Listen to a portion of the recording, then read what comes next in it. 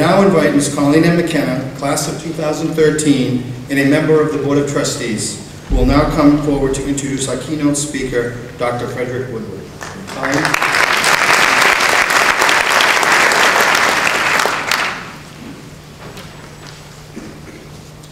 Our keynote speaker this afternoon has more than 2 decades of executive leadership experience as a college president. He was president of the President's Councils of 3 states and was named a transformational leader for the 21st century by the University of Texas Leadership Program. Dr. Woodward has chaired national, regional, and statewide conferences and served as a consultant on the development of institutions in Greece and New Jersey. He was the president of the University Colleges of Technology Alliance and of the Partnership of Environmental Technology Education. Most recently, Dr. Woodward has led the not-for-profit private economic development organization, the Development Corporation, as president and CEO. In addition to all of these great accomplishments, he was also the 17th president of Westfield State University, where he mentored our new president, Barry Maloney, during his time as VP of Student Affairs. It is with great honor that I introduce Dr. Frederick Woodward.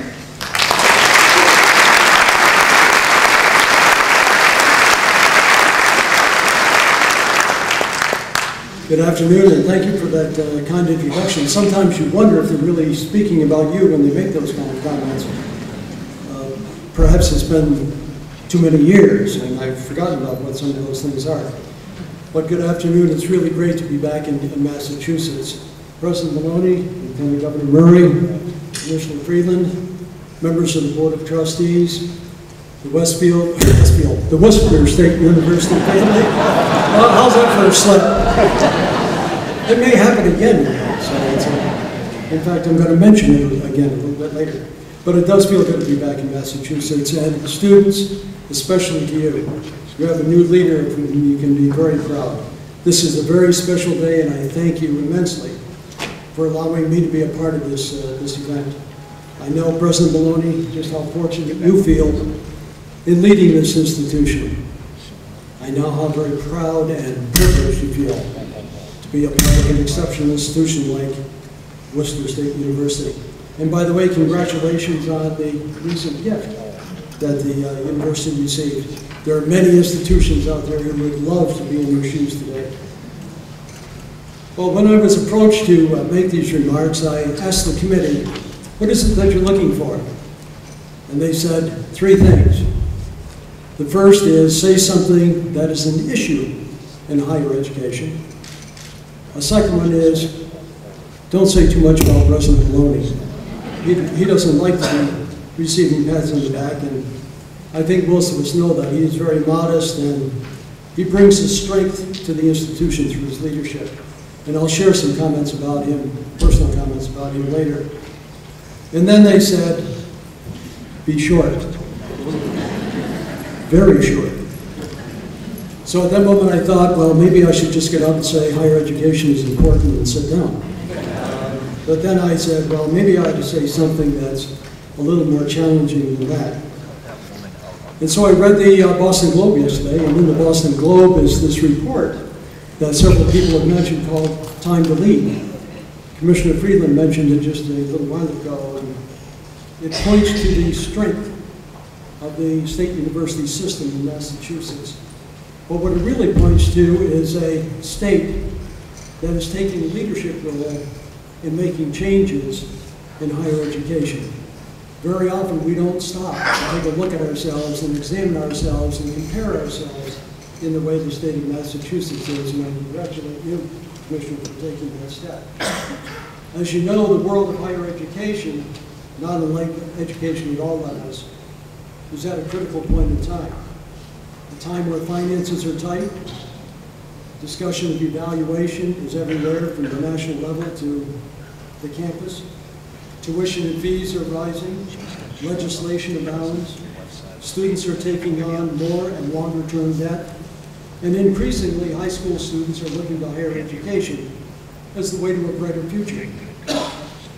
If you listen to the recent conversations at the national political conventions, you were given little snippets of what our leaders will do with education.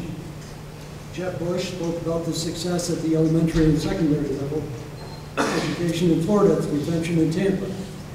But I really think his most important comment was one that he made on August 26th on Meet the Press. He made it very clear to everyone that only 1/3 of high school graduating students nationally are academically ready for college. And if you combine that with the fact that only 25%, or 25%, a quarter of all students, are not academically prepared to pass the entrance exams to enter the military, we have an issue on that. Several people spoke of the varied aspects of education at the Charlotte Convention, including President Clinton. Mentioned were the strengthening of the program, so necessary, funding of the GI Bill, support for those college students with college loans, and a recognition that education will be the thing that leads us out of the dismal situation we're in today. But while the role of education is extremely important in the nation, it doesn't take much of a national perspective. Partially, this is due to the fact that education is a state right, but it's also a national crisis. The electorate ranks education problems in the nation second only to the economy. It is if education has the plague, and if we just leave it alone, it will go away.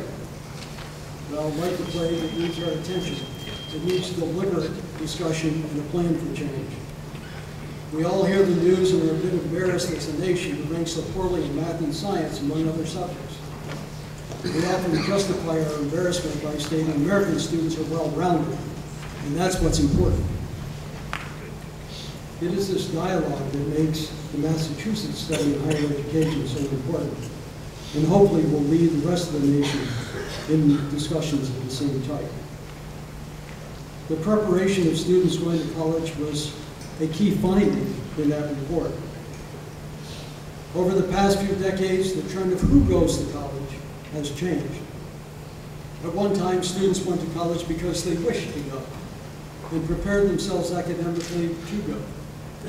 Often today, students apply to college because they feel they have to go in order to find a meaningful job. Over these same decades, the world of work, the employment sector, that part of life where we spend 30 to 40 years, has changed and is demanding higher skilled, trained, and educated workers. Coincidentally, as we educate students to higher levels, we find that even those higher levels get higher. The result is more and more students are applying to college and universities, institutions like Worcester State University. With the increase of students looking to higher education, the issue of academic standards comes to the forefront. The maintenance of academic standards is in the face of increasing numbers of students attracted to the campuses, and the stress this brings to the campus is a topic I wish to address. I'll try to do that in as few words as possible. But let me define what it is I'm speaking about when I mention academic standards. Academic standards are the benchmarks of quality and excellence characterized by the rigor of the curricula and the depth of knowledge required of students to achieve success. I need to be clear, maintenance of academic standards is not a Worcester University issue specifically. It is an issue facing every college and university as it admits its entering classes each ensuing semester. The question before us is, how do higher educational institutions handle those students coming to their doors who rank poorly in math, science, reading, writing, and the other subjects necessary for success? As I set the stage for these remarks, let me be clear. There are many, many students applying to college that are prepared and ready for the rigors of collegiate education. They have strong academic backgrounds and the ancillary attributes that make them ready for higher education. It is the group of students that applies that is not ready that attracts so much attention on the campus, and this number is significant, and many say it's increasing. Many of these students are late to the decision to go to college and did not prepare well for this next step in life. They apply hoping they're ready, A number of high school graduates will go to a community college, of course, and may later transfer to a college or university. Others choose to enter the trades so necessary in society that too require advanced education and training. So what has this to do with this situation of underprepared students? Well, institutions have sought to become more academically selective in their admissions as a way to deal with this issue. And they've added other attributes such as community service, military service, and the like as ways to look for students with backgrounds that can lead to success. Being more selective means better prepared students entering the doors of the university. However, nearly all colleges and universities have adjusted in the very same way. Every university is seeking better prepared students, and thus significant numbers of underprepared students are gaining access to the university as campuses seek to meet their enrollment targets.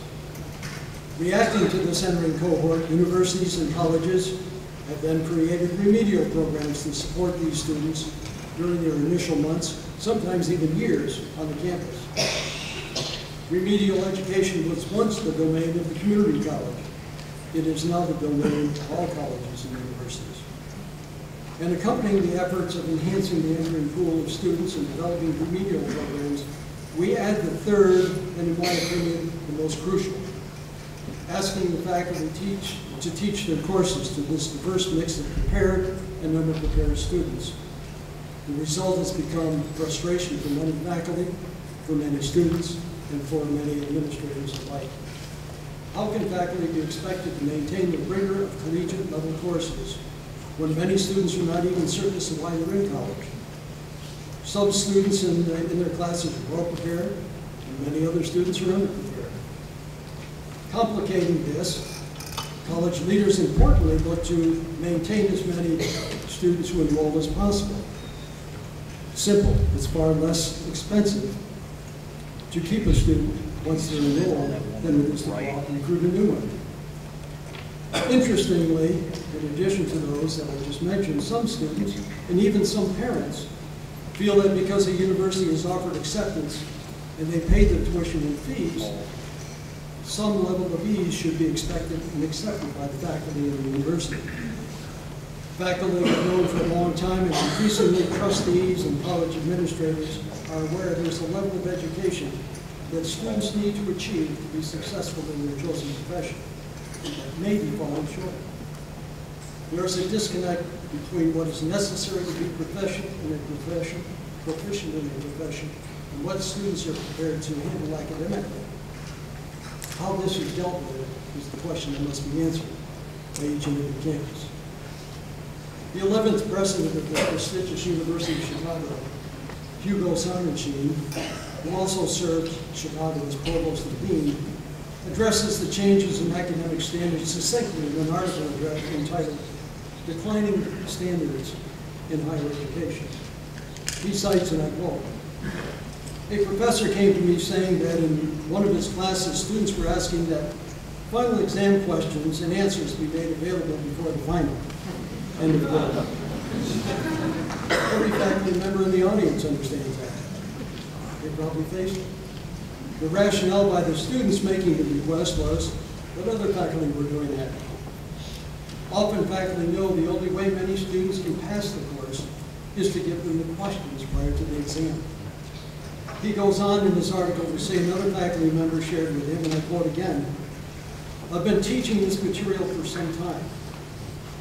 In the past, most exams results neatly divided themselves into a few A's, a couple of well-deserved F's, with the bulk of the grades in between. Now, if I use those same questions, I would end up flunking more than half the class, and that would hurt the university's retention rate and damage their PR." End of quote.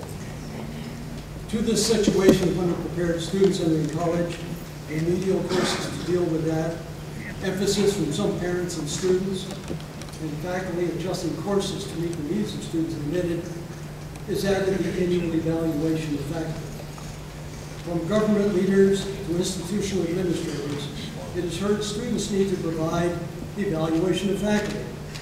You can even go online and find out how students rank faculty. This evaluation, they say, should be a key and primary tool for deciding who is a good professor and who is not. What kind of evaluation do you think one half of the students in my class that I just mentioned in the last quote from the University of Chicago would provide a faculty member? More often than not, the student sees the faculty member as the reason they failed and did poorly in the course. Do we wish the student who was studying to be a nurse and later attending to our needs in the hospital, or the engineer who is designing a new high-rise with stress and fracture loading? Do we have an understanding of what it is they're doing, or should we accept some lesser level of understanding? I think I know what I would like. So as states work to restructure elementary and secondary levels by setting statements of standards for students across the educational institutions, and by the way, Massachusetts is again a leading member of a 20-state initiative in this regard.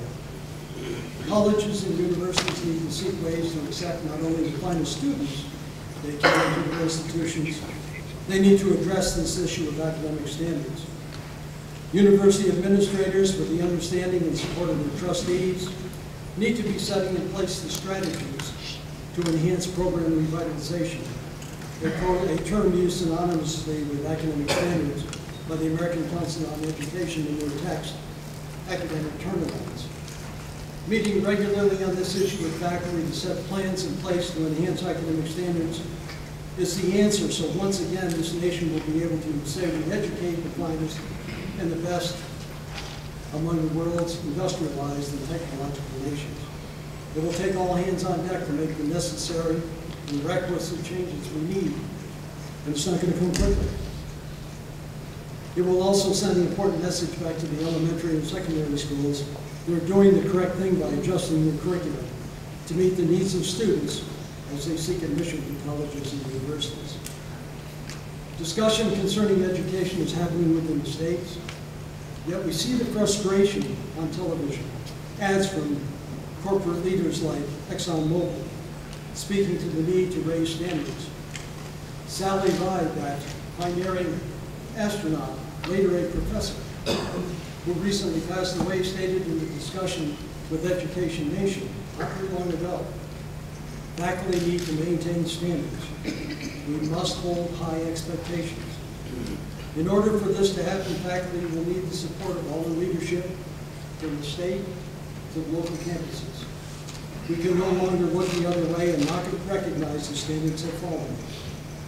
If we wish to be the nation we say we wish to be, and satisfy this nation's needs for highly educated persons to fill the thousands of vacant professional positions on field today, this effort must be at the forefront of discussions in higher education. Faculty are ready. They need the support and direction of all associated with higher education to make this occur. Maintaining academic standards while dealing with students who are underprepared for the university is the significant issue facing higher education today. Well, that's enough of that subject. I want to change completely and do something else. It's now time to reflect a little more specifically on really why we're here today. And this is the fun part for me. And that is to focus on President Maloney. I think you should know what I know about President Maloney. I won't give away all the secrets, but I'll give you a few. First of all, he's well-grounded. You don't have to wonder if he's going to lead the institution in ways unwished for. He understands higher education, and he understands how to deal with those involved in higher education. A good part of that grounding comes from his parents, and from his wife Laura, and the children he raised. Most of us know behind every good man is a good spouse. And in Barry's case, it's a great family.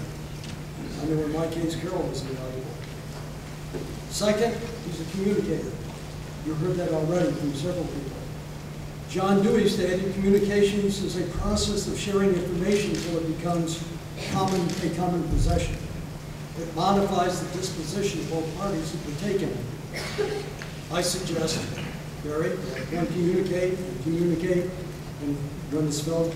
We've communicated enough, communicate some more. Educational environments, as all of us in education know, are havens for gospel and rumor. There's nothing that moves faster on a campus than a good rumor. In fact, many rumors become fact in people's minds just because somebody said it was.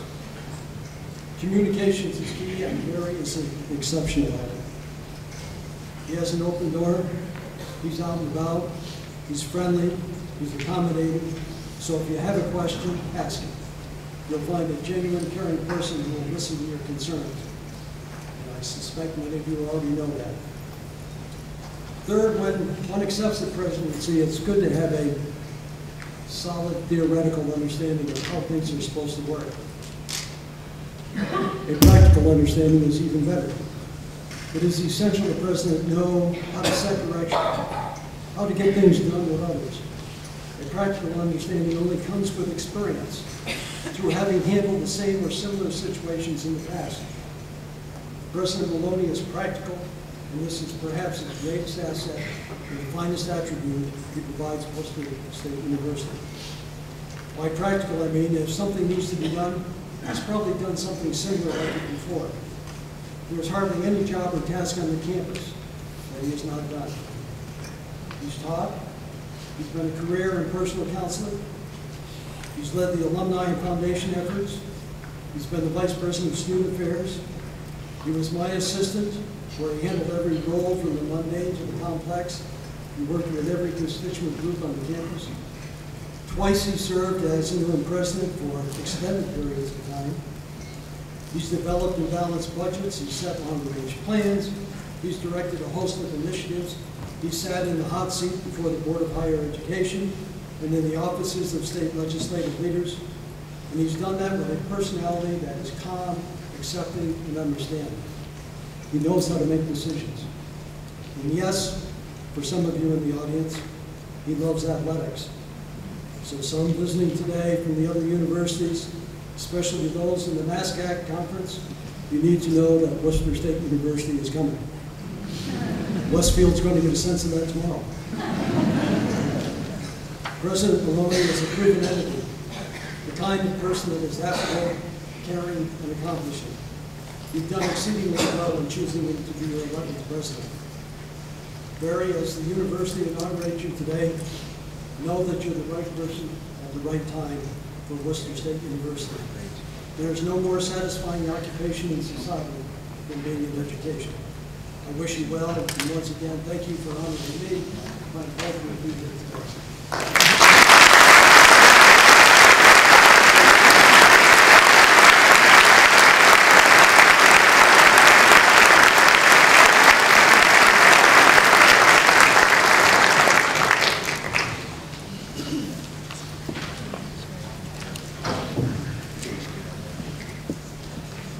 Trustee George Albro, please come forward to the podium.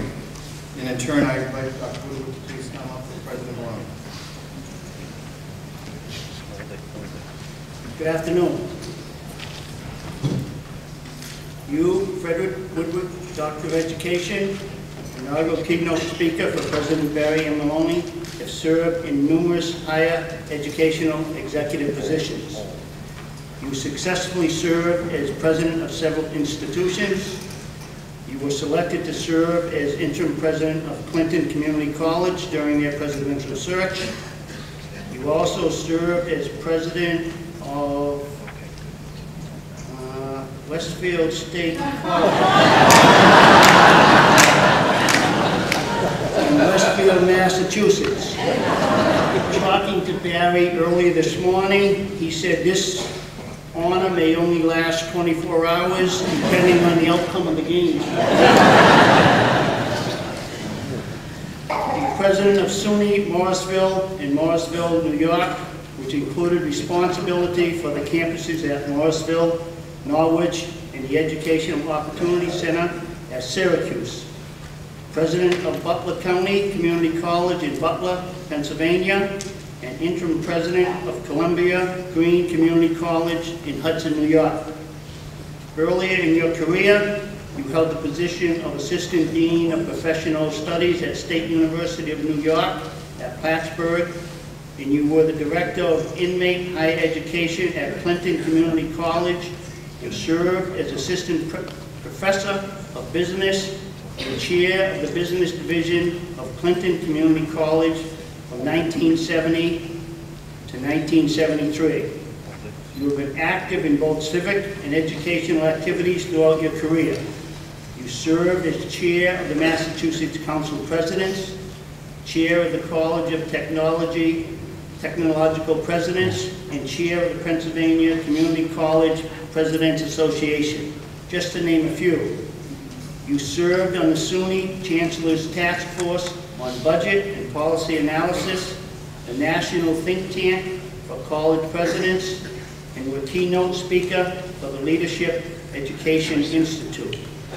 Among your many awards and recognitions, you were named Administrator of the Year in 1989 in Morrisville, and you were listed in Chancellors and Presidents American Association of Community and Junior Colleges. You are a member of the American Management Association President's Council, the American Association of Community Colleges, the American Association for Higher Education, the American Association of State Colleges and Universities, the National Council of Instructional Administrators, and the State University of New York Council of Presidents.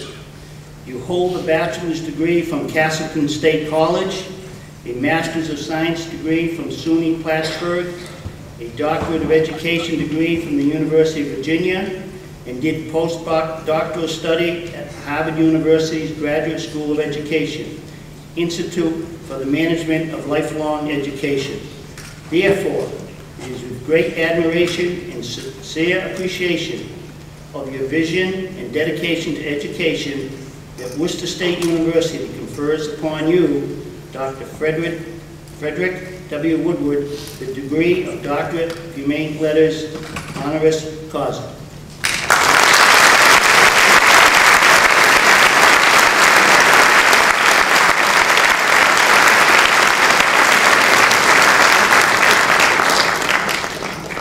By the authority of the Commonwealth of Massachusetts, vested in the Board of Higher Education, and by it delegated to the Board of Trustees, the President and faculty of this university, I am proud to confer the degree of Doctor of Humane Letters, Honoris Causa.